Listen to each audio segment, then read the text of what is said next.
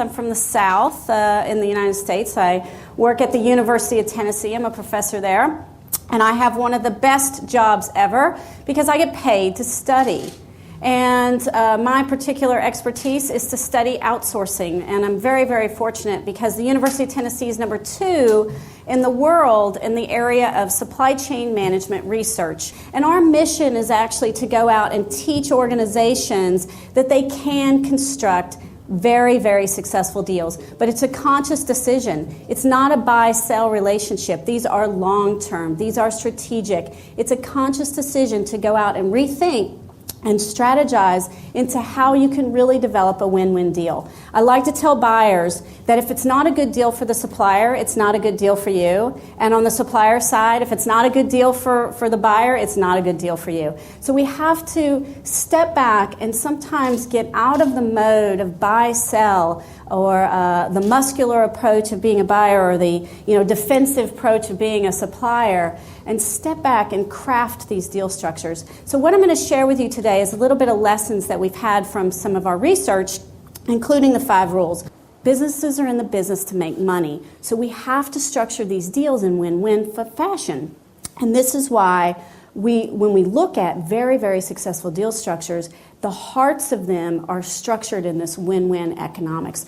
We have to start with the root of sincerely having a vested interest in your partner's success. So what are these rules? There are 5 rules. So when we studied these deals, we came back and we tried to say, why are they so successful? And there are 5 things that they come in common. And this is where we get the rules, because in my opinion, these are non-optional. If you want a successful business-to-business relationship, you must be applying these rules, or you will be sub-optimizing. Not to say you can't have a good deal and you are getting transactions, but you'll get what you pay for. And if we can structure these win-win deals that go beyond, we can actually have transformational change. So what are these rules? Rule number 1 is a outcome-based versus a transaction-based business model. So instead of having a buy-sell relationship, we're going to have an outcome-based relationship, right?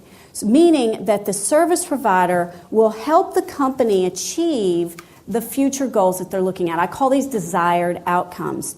A desire is something you want, an outcome is a result. So often these deal structures, people don't buy an activity, they buy a desired outcome. They buy the future state. Where are they going? And when the service provider helps them to deliver the future state, then they are rewarded economically, right? So there's an outcome-based and incentive-based philosophy behind the deal structures.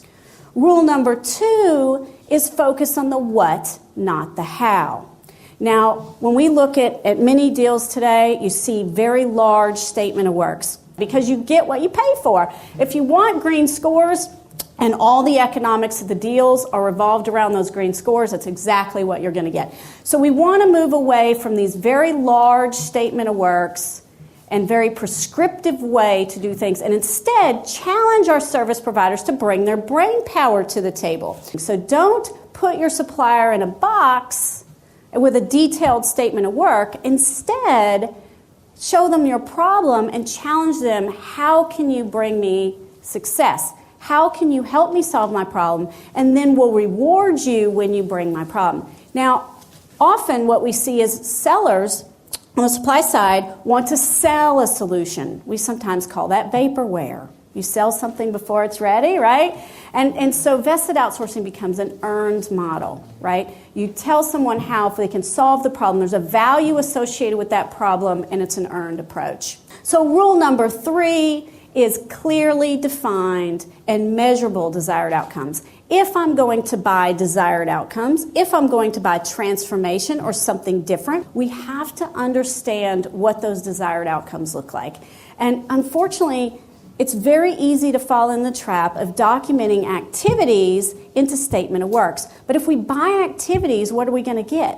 We're going to get activities. If we buy desired outcomes, and we place the economics around those desired outcomes, we'll get those desired outcomes. But we have to be clear about what we want. So rule number 4 Rule number 4 is a pricing model with incentives that optimize for cost-service trade-offs. And so most of the deals that we study that are very, very successful place a high degree of emphasis on innovation and doing work differently. Because what we see are these deals are long-term, usually a minimum of 5 years, not uncommon for 7 years, 10 years.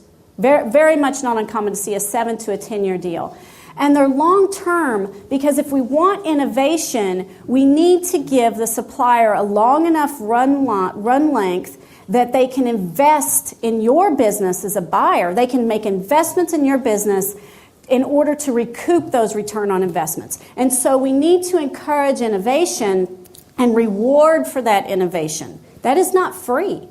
That is not free. But a lot of times suppliers and the deals are structured around all the money and the payments are based on transactions or FTEs. So we're paying for butts and buildings and we're not rewarding when good things happen. So we need to change our deal structure so that they are very much aligned, that there's incentives when good things happen.